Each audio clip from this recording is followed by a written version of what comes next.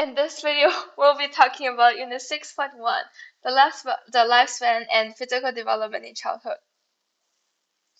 Conception occurs the second a sperm fertilizes an egg. The egg envelopes the sperm and the process of development begins as the fertilized egg travels to the uterus, ready to implant itself. Women are born with all the eggs they will ever have. Men, on the other hand, begin producing sperm at puberty and are constantly regenerating new sperm rapidly throughout their adult lives. A fertilized egg is referred to as a zygote. Becoming a zygote in and of itself is hard work. Fewer than half of all fertilized eggs make it past 2 weeks. In this stage, cells begin to divide and multiply rapidly. Eventually, the cells begin to differentiate and are assigned to special purposes. Some cells go on to form the brain, others will form the heart and other vital organs, and so on. After about 10 days, the zygote will attach to the mother's uterine wall. The other cells become the placenta, which will nourish the unborn child with food and oxygen over the next nine months. The inner cells become the embryo, which is the developing human organism. After about 9 weeks, the embryo looks unmistakably human. At this stage, it is considered a fetus until the time of birth. The development of the fetus into a human being is fascinating, and it's clear that even in these early stages, the prenatal environment affects the growing child. Psychologists know that fetuses can hear and become accustomed to their mother's muffled voice, and after birth will prefer the sound of their mother's voice, and even her native language over the voices of males or other women. Research even suggests that infants cry with an accent. The fetus is also affected by anything and everything the mother consumes in her pregnancy. A healthy and well-nourished mother is likely to produce a healthy and well-nourished newborn. This is why most pregnant women take prenatal vitamins very consistently. They need to make sure they're nourishing their developing children. On the other hand, harmful substances known as teratogens can negatively impact the development of the fetus. Please note that this will be often tested on AP Psychology exam. Teratogens are any agent that can reach the fetus and cause it harm. In most cases, these are viruses and drugs. One of the most well-documented effects of teratogens can be seen through the effects of alcohol.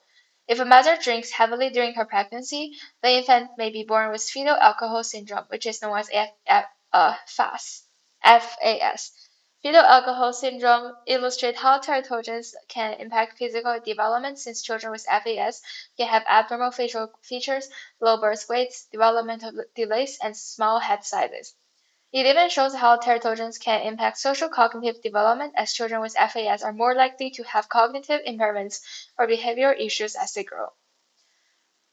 Many impacts of teratogens are preventable, which is why it's very important for those that want to have child to be aware of them.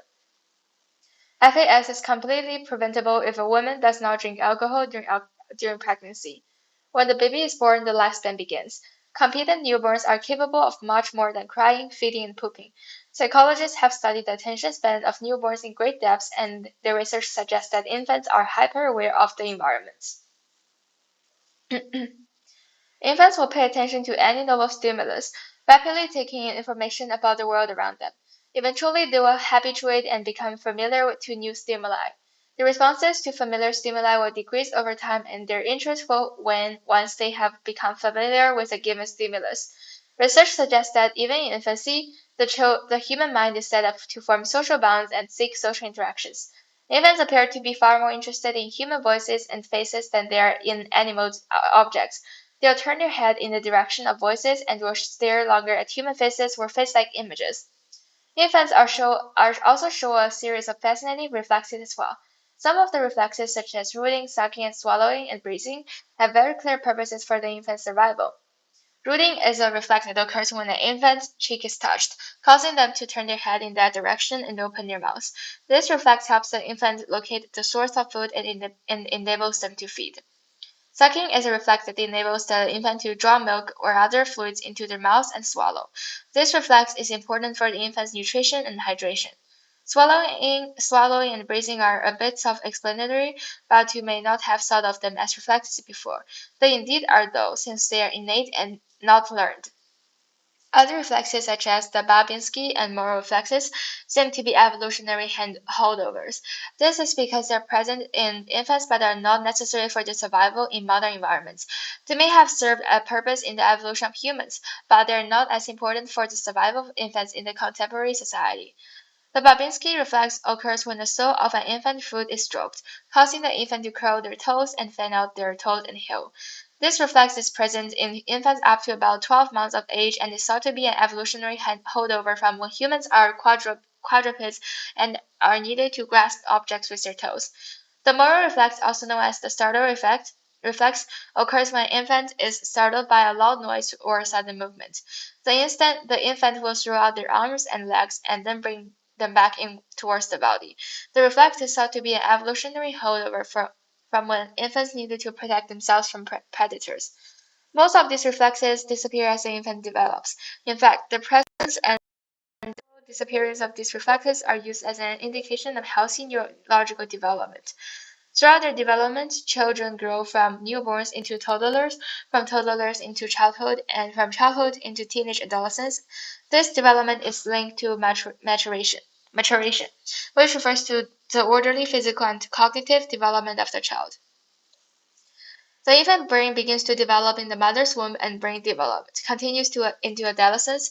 Infants are born with most of their brain cells intact, but the crucial elements of development and learning rely on the information of neural networks, the connections these brain cells make to one another. The human brain develops from the brainstem forwards. If you remember the unit on biology, this makes a world of sense. Reflexive and life-sustaining brain functions develop in the womb, but higher level processing, such as like cerebrum and forebrain, takes more time. Association areas linked to memory, cognition, thinking are the last to fully develop. The process of pruning fine-tunes the brain as neural networks that are frequently used are strengthened, while those that are unused tend to shut down over time. This neurodevelopment fosters physical development. Infants eventually develop muscle control, and as the nervous system matures, skills emerge. Interestingly, motor development tends to be fairly universal. Healthy babies will learn to roll over, sit, crawl, and eventually walk at roughly the same ages, regardless of cultural difference. Memories seem to develop at around 3 years of age. People can seldom remember events before that point. This lack of memory is often referred to as infantile amnesia. Conscious memory or explicit memory appears to develop at around 4 years of age, even though the brain begins processing and storing new information long before then. Babies are undoubtedly capable of learning, a process incumbent upon memory, even though they may not consciously recall these experiences. Thank you for listening.